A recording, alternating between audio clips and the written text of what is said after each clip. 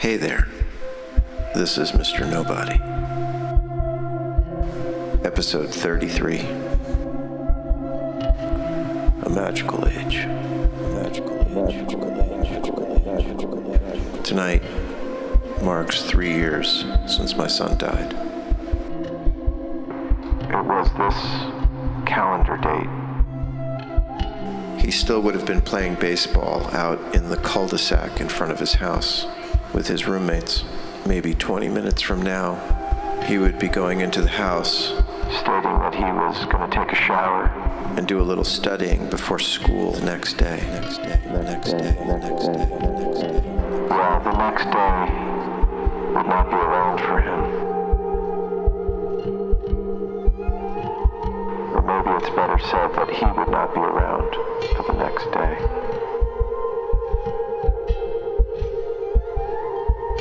He had just started his last year at his university. His roommate relayed to me that he tried to get him to play some video game, and my son said, nah. I gotta get myself together for tomorrow. And his roommate said, come on, man. And my son said, no, I gotta get a good night's sleep. He took a shower, and then he went into his room, and whatever happens in there happens. All I know is when I talked to the policeman the next day, he said there was no evidence of foul play. What a great fucking term, right? Foul play. I asked him how he died after I was finished screaming. And he said, undetermined, but we believe it to be narcotics. I was screaming, no.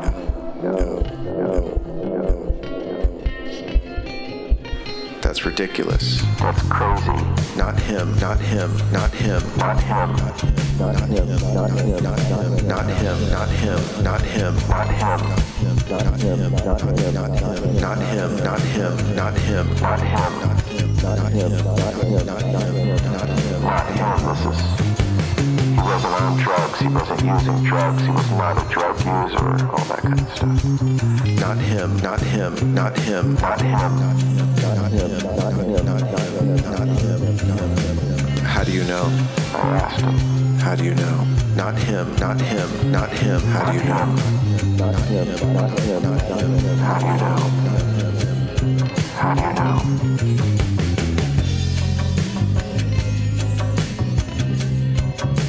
They said that they found the drug paraphernalia, the rig, or I can't remember what he said. Stuff, the Bullshit. Probably still attached to him, or maybe not, because his roommates tried to revive him hours after he was gone. Not him. I've been confused, I guess, because I thought, it's been 2 years. No wonder it feels so raw, so fresh. Tonight, as I was taking a cab over to see my daughter and have dinner with her and her lovely girlfriend and my wife,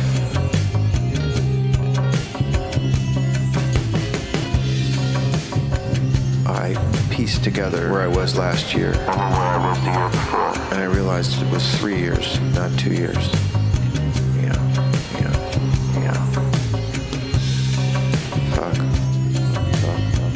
I also thought it was tomorrow, not tonight. Not him, not him, not him. Not him. Not him, not him, not him, not him, not him.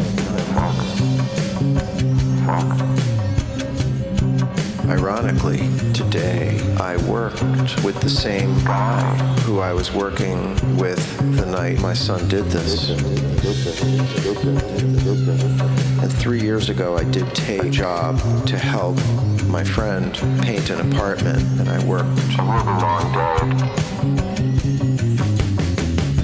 Around 3 in the morning, I had this overwhelming darkness come over me, like a blanket of darkness. Now that shouldn't seem so strange. I had worked an enormously long day. 3 in the morning. Yeah.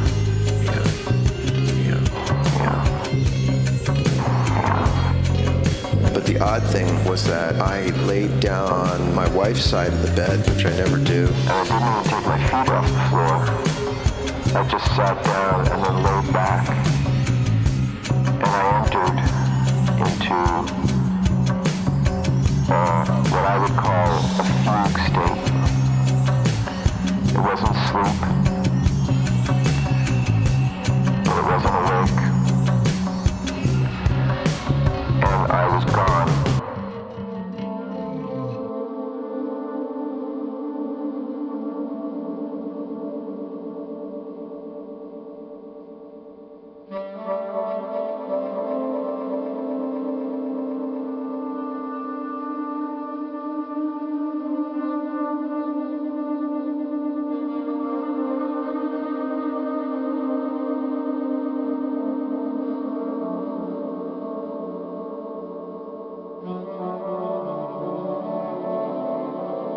And for an hour, I just disappeared into this darkness.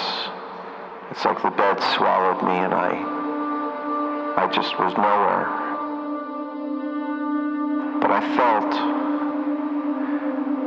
an overwhelming sense of dread. I don't know how to describe it in another state between this life and whatever else happens. This was the exact time that my son was dying. Just ebbing away from this world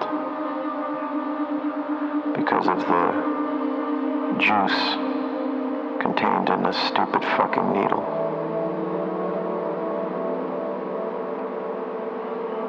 I can't say that he was contacting me or not.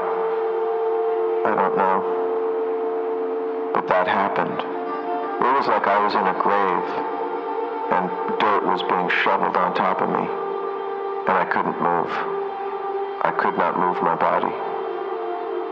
And I know it was him. My connection to him. Like the way twins are connected when one has a heart attack thousands of miles away. The other one just knows there was something twin-like about us. We both had secrets. We both had depth. We both had love and complexity. We discussed that a lot. We ran through furrows of our own psychology and let the other person in on those things. I didn't want to keep anything from my son, although I did. I kept things from him. And he kept things from me. And here we are.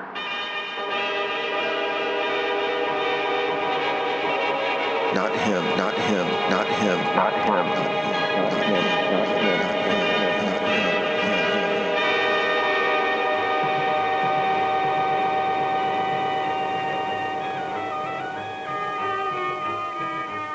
It isn't that I don't believe people shouldn't have their own private lives. I do. I think those can be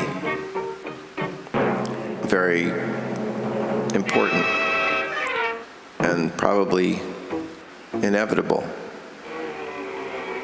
Using heroin was not on My radar. There's so much deception that goes into Hiding. a fact like that, a habit like that.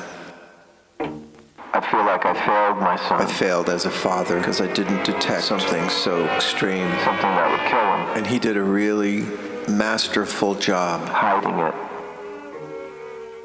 And it just lets me know that I'm Deceivable. I see what I want to see. And once something like that happens on this level, everything becomes suspect. Everybody's motives become questionable, even dark.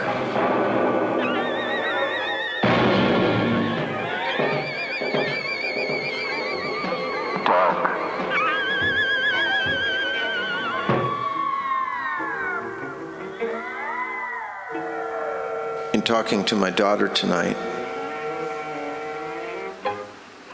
she said, he didn't give us a chance to try to talk to him where we could have implored, begged, pleaded, all the things that really don't work. I wish they did.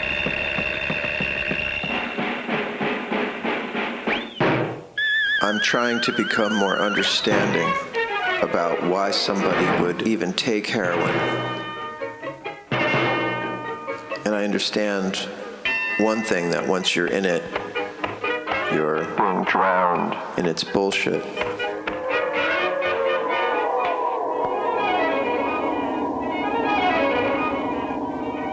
When I see pictures of my son, which recently popped up, because this is the 3rd anniversary of his death, pictures that I'm unfamiliar with, new pictures, if you will, I get so angry. Not just sad. I get really fucking angry. What is that?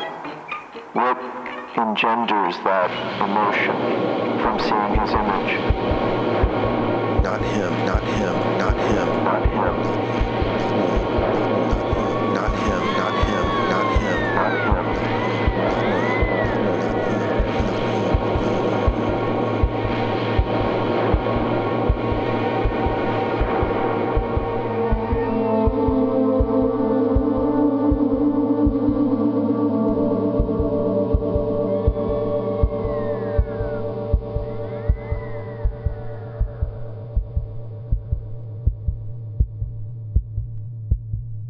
No, he did fucking kill himself for the reason of getting high. Escaping from reality.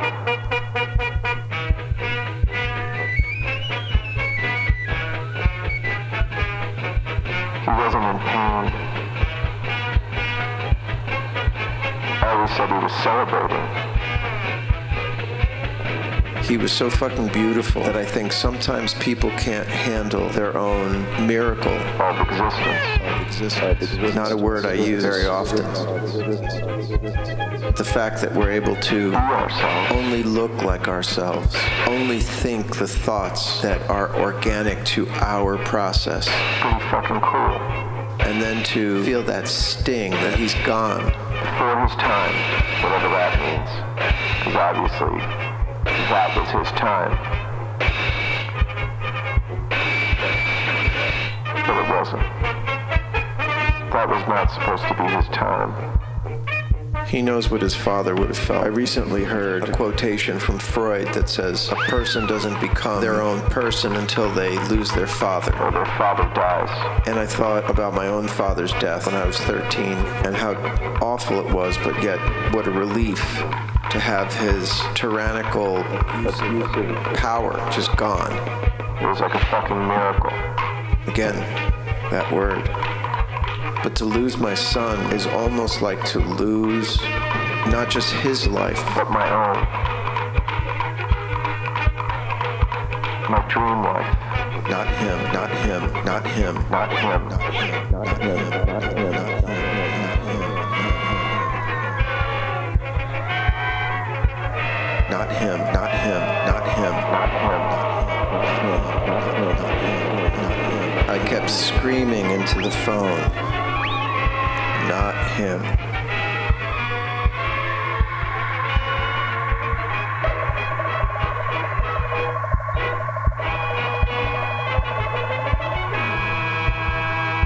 I just didn't think it would ever be him.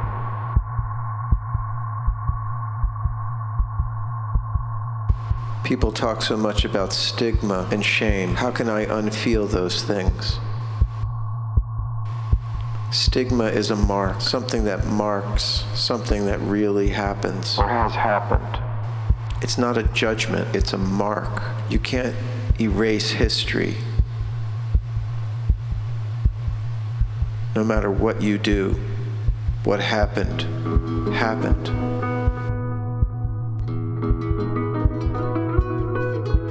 Shame.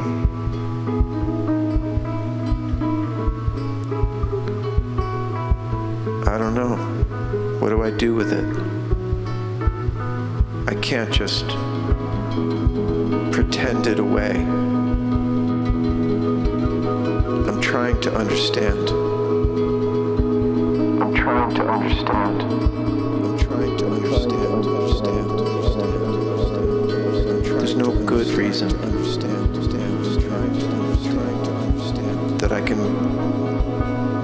find that can comfort me, with which I can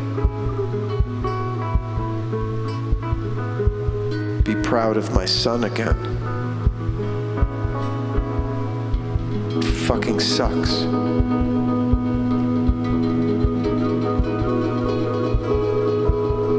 That's the part of the betrayal where it's the inverse image. And it's seared into me like a brand. And I don't want it there. But I can't pretend. That's my stigma. My mark.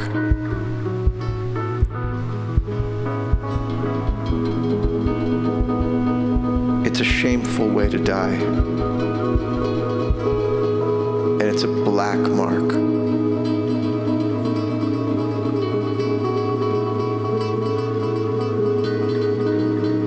At least for me.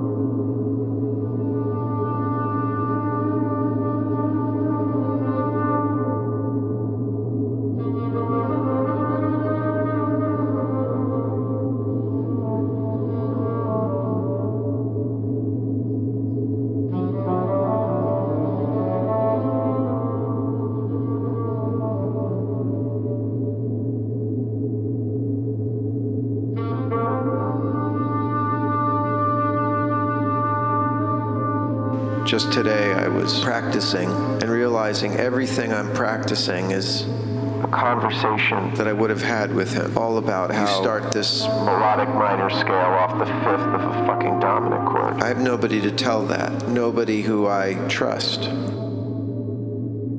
There's a word.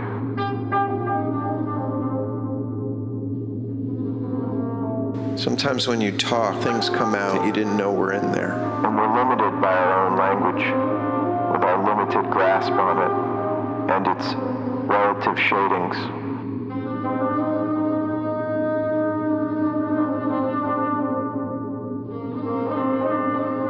When you've been betrayed, you don't believe that you know anybody anymore.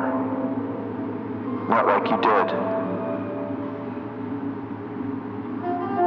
And I don't know exactly why I use the word betrayed.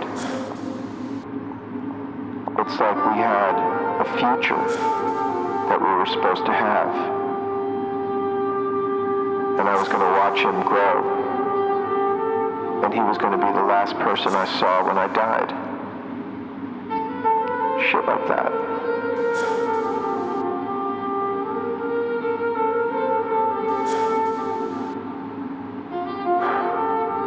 It makes it hard, very difficult, to enjoy the good things that we had. And there were many.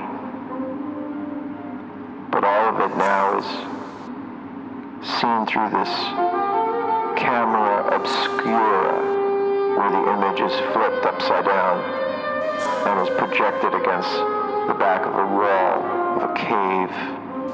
And how could something like that naturally exist? Here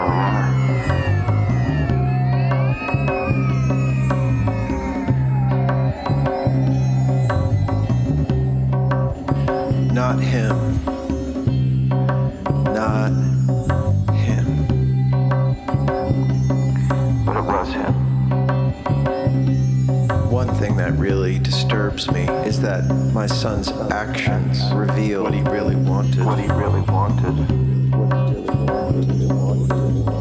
He's not the totality of deciding to use heroin and disconnect from this world, but that decision created a totality. It created a destiny. And so it has more weight than something benign or healthy or even ambiguous. Now there's an interesting thought. Is anything ambiguous? Is anything Neutral. from a human standpoint? It seems like everything, every action that we take is motivated By some appetite. or desire to gain something we don't have, whether it be An equilibrium. some profit, some pleasure. We have to face ourselves. I have to face myself. Here's a question. Am I getting Better something yet stated, what am I getting? out of this? Out of my anger, my resentment. What am I getting? I see other people in the world overcome. They overcome their loss or their grief, and they even move into spheres where they Channel that. into helping other people or have some meaning come out of it. Some purpose. I haven't done that. I haven't helped anybody that I know of. That I know of. I am harboring anger and bitterness towards My son. not him, not him, not him, Not him. for what he did, what he chose, what I had to tell his sister, what I had to tell his mother, and just The the ragged fucking hole he left in all of us. I use the word betrayed, and I want to go deeper into that.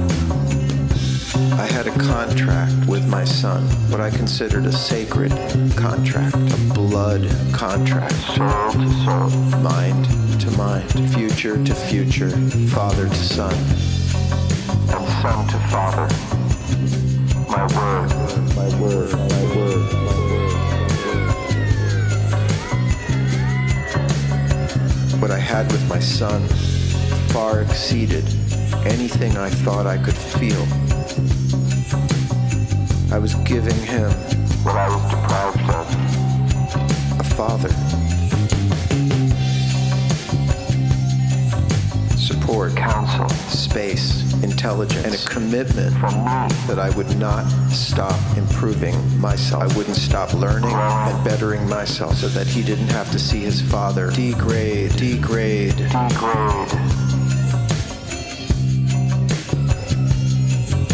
That we would live parallel, beautiful parallel journeys.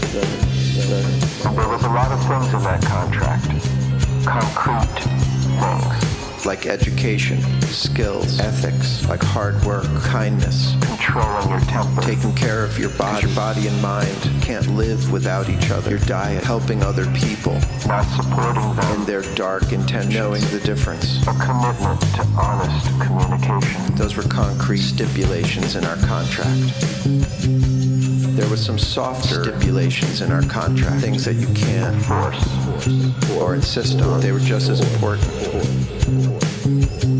Like training together. Teach me. I'll teach you. The guitar, serious fucking guitar work and play. Understanding. How music works.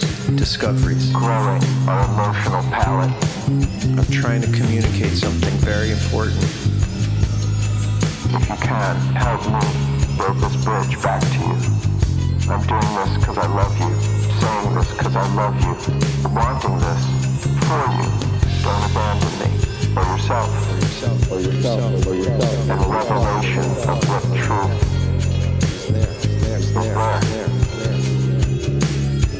He broke a contract with me, which sounds so ridiculous, but it was the most solemn and real oath I ever made with anybody. I didn't want to hover or impress him with my vibrations, so honored and proud that we had this meaning.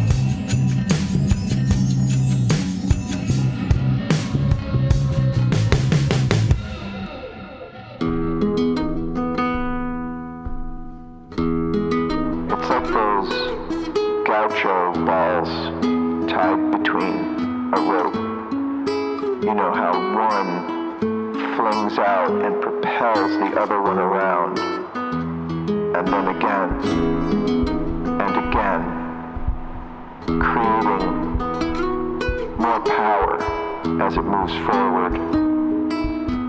Way more power than just one ball being thrown through the air could achieve alone. So I'm not especially happy about the way I feel. That's an understatement. I see his pictures and I contract into empty space.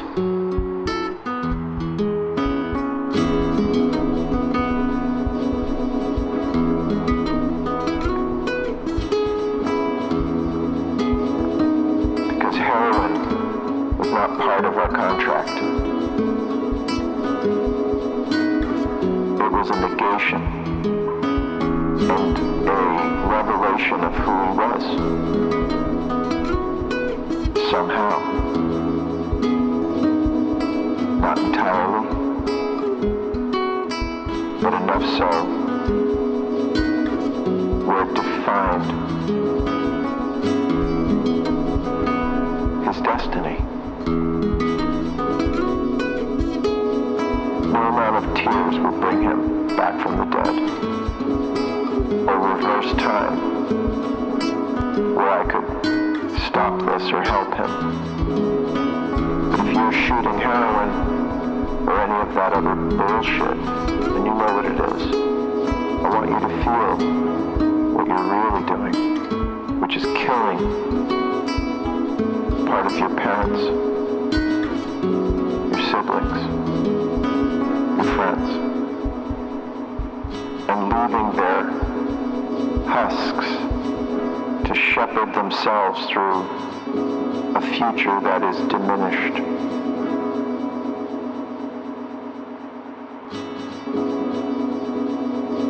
And that's a nice way of putting it.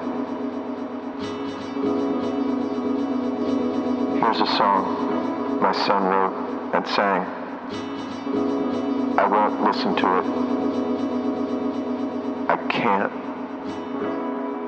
Not right now.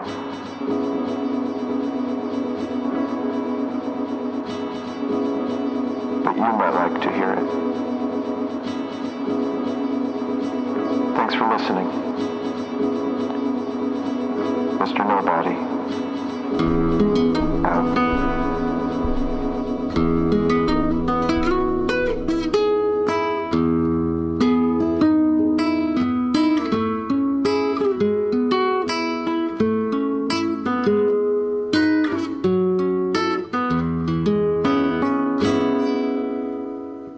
Set your sails, light it up.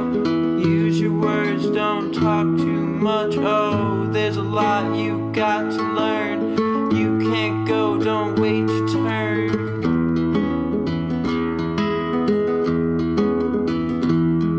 Or lay all lazy, float on downstream.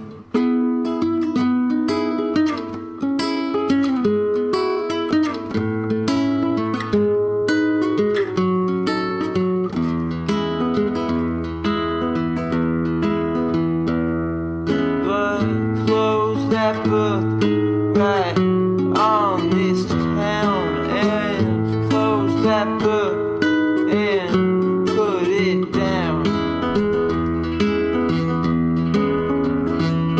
'Cause what you saw is all you say, and what you say is all you said. Oh sorry, some are simply slain. Oh sorry, some are simply slain.